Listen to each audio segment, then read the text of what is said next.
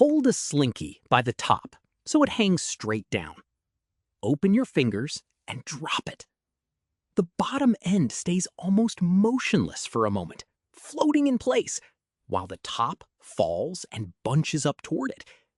This looks impossible at first, but it's real physics, and the reason is surprisingly simple once you see the forces. When the Slinky is hanging still, gravity pulls every coil down. Tension in the wire pulls the lower coils up to support their weight. The two forces balance.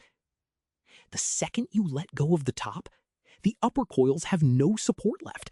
They start falling immediately. The lower coils, however, are still connected to the coils above. Those connections are still pulling upward on them.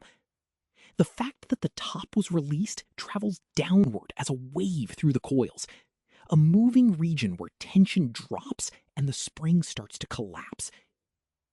Until that wave reaches the bottom, the lower coils don't yet feel the change. They continue to hang as if they were still supported. That's the floating effect. The bottom waits while the top collapses into it. You can picture it as a compression wave or a slack front, moving down the length of the Slinky at a speed set by the springiness of the coils. Only after the wave arrives does the bottom lose its upward pull and join the fall.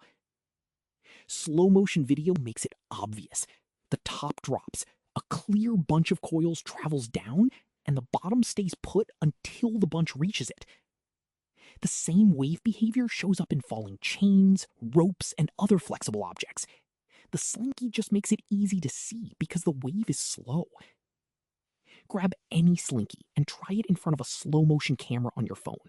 The bottom will hesitate every time.